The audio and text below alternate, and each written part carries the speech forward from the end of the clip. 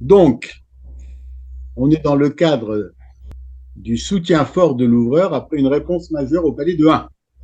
Et vous voyez que là, il y a des propositions variées. Alors peut-être certaines vont vous étonner ou peut-être pas. Donc vous pouvez tenter le bicolore cher à 2 cœurs, l'enchère bizarre de 3 cœurs, qui m'a l'air d'être un bicolore cher mais avec un saut, l'enchère de 4 trèfles, que vous connaissez probablement comme étant un splinter, l'enchère de 4 carreaux, que vous connaissez ou pas, on va définir, et l'enchère de 4 piques. Voilà. Donc c'est entre toutes ces enchères de soutien fort que vous allez devoir vous décider. Bon, encore une fois, c'est des bonnes questions. Moi, je constate qu'une question est bonne quand c'est pas 100% pour une question et 0 pour les autres, ça veut dire que la question est nulle.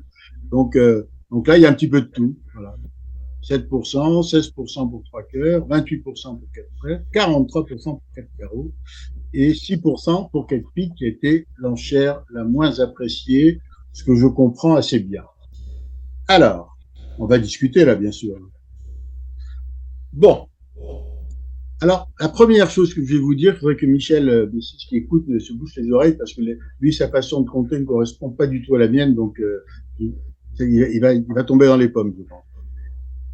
Il est, L'évaluation des mains du répondant avec un soutien majeur sont assez bien connues et selon les experts, elles varient d'un point ou pas. Et c'est très difficile de compter la valeur de la main du déclarant.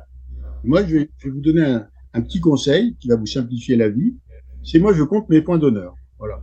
Donc là, par exemple, je compte que j'ai 18 points d'honneur et j'ai l'habitude de classer mes mains, les mains dans des zones assez strictes. Donc c'est 12-14 la première zone, 15-16 la deuxième, de 17 à 19 moins, c'est-à-dire avec des moins-values la troisième, et du 19 plus à illimité, limité par l'ouverture d'un carreau, donc peut-être 22, c'est la quatrième zone.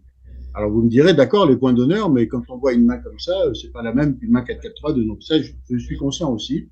Et je vais vous donner un truc que vous n'avez jamais lu ni entendu nulle part.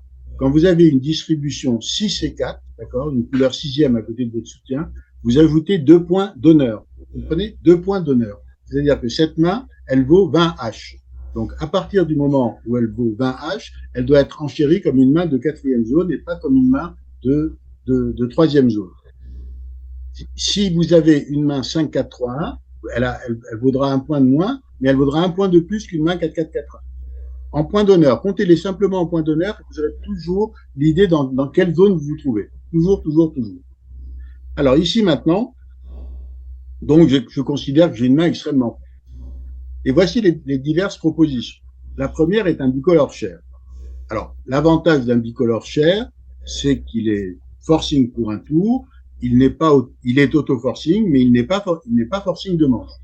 Le problème, c'est que en cours de séquence, vous allez être amené à soutenir les piques. Et votre partenaire ne saura pas si vous soutenez avec 3 cartes à pique ou avec 4 cartes à pique, parce qu'après bicolore cher, les enchères montent assez vite, et il ne saura pas comment différencier les deux. Et du coup, la règle est extrêmement simple. Vous devez la retenir pour tous ceux qui ont voté pour 2 cœurs. L'expression d'un bicolore cher dénie formellement un soutien de 4 cartes dans la majeure du répondant. Jamais, jamais, jamais 4 cartes. D'accord? Vous vous souviendrez de ça. Donc, ça, 2 cœurs, c'est pas bon du tout. Deuxième enchère qui, pour moi, n'est pas bonne non plus, c'est 4 piques. Alors, l'enchère de 4 piques, ce qui est certain pour tout le monde, après, je vais peut-être pas rentrer dans les détails, pas créer de débat, ça montre 18-19 H, donc vous avez déjà trop, mais c'est une main toujours régulière. Donc c'est quand même bien parce que les deux plus mauvaises enchères n'ont pas été très très sollicitées. 7% pour 2 cœurs, 6% pour 4 piques. À la limite, je trouve que c'est presque pire 4 piques parce que dire que vous avez un jeu régulier 18-19 quand vous avez une distribution 6-4-2-1, là vous pouvez vous dire je dis 2 cœurs, puis après je dis 4 trèfles, je me rapproche de la vérité. À part que non, vous avez le droit de dire 2 cœurs puis 4 trèfles, mais ça montrera toujours que 3 cartes à pique. Donc surtout pas 4 piques. Vous avez combien de points? 18, 4 piques, vous prenez la même main, et vous lui donnez une distribution 4-4-3-2, et là vous êtes dans 4 piques. Alors vous imaginez la différence de potentiel entre une main qui a 4 piques, 2 cœurs, 4 carreaux et 3 petits trèfles, avec cette main-là, c'est énorme. Alors reste maintenant les enchères fortes. Le splinter. Alors le splinter, vous ne faites pas d'erreur quand vous dites 4 trèfles, car vous montrez 4 cartes à pique, vous montrez un singleton trèfle, sauf que ce n'est pas la bonne zone. La zone du splinter, c'est la zone inférieure. La zone du splinter, c'est de 17 à 19 H. Vous feriez un splinter si vous aviez un carreau de moins. Je change le petit carreau, je le mets en 2 de cœur, d'accord? Et bien là, vous êtes bien dans l'enchère, un carreau, un pique, 4 trèfles. La main se ressemble, mais le fait d'avoir 6 cartes à carreau par rapport à 5, vous voyez bien d'ailleurs que, en fait, ce qui est plus important quand vous allez arriver à votre contrat de 6 piques, c'est de savoir que vous allez faire 6 levées de carreau au lieu de 5. Et surtout, 6 carreaux en face de 2, ça fait 8 levées dans près de 70% des cas. 5 carreaux en face de 2, ça fait pas 5 levées dans le même pourcentage. Ça descend même à 35%. Donc, l'écart est énorme. Et il faut pouvoir dire que vous avez une main plus belle qu'une main 5,81 de deuxième zone. Et comment faire pour cela, de troisième zone, pardon. Comment faire pour cela? Eh bien, il vous reste 4 carreaux et 4 trèfles. Encore une fois, désolé, l'enchère de 4 carreaux, elle ressemble beaucoup à ça. Ça me fait de la peine de ne pas vous donner le maximum. Elle montre exactement une main avec 6 carreaux, 4 cartes à pique, et un singleton, on ne sait pas où, mais c'est pas très important, avec 6 carreaux commandés par 3 honneurs ou à la rigueur par assoir, d'accord? Mais de même, l'enchère de 4 carreaux, elle est dans la même zone que 4 trèfles. C'est exactement la même zone. C'est le splinter, mais au lieu de nommer le splinter, on préfère nommer la couleur 6e. Donc vous avez à peu près la dame de carreau en trop. Et du coup, qu'est-ce qui reste? L'enchère de 3 cœurs. Encore faut-il la connaître. L'enchère de 3 cœurs, ça s'appelle, comment vous savez comment elle s'appelle? L'expression super forcing du soutien. C'est un saut dans le bicolore share. Le saut dans le bicolore share n'existe pas.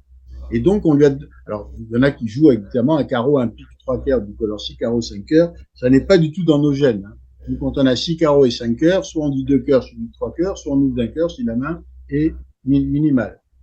Donc, ce saut est conventionnel et il montre simplement que vous avez un soutien de 4 cartes. Alors, simplement, ça montre beaucoup de choses. Que vous avez un minimum de 19 H+, assez bas, que vous avez une courte à trèfle, le contrôle des cœurs n'est pas à 100%, il est fréquent. Vous pourriez, je pourrais vous mettre une main de 20 points qui a 3 cœurs d'un valet, vous aurez encore 3 cœurs. Et donc, c'est assez précis et c'est l'enchère la plus forte pour soutenir la réponse d'un pique de votre partenaire. Et voilà le barème, donc, qui correspondait à divers choix, avec bravo pour ceux qui ont répondu 3 cœurs, 4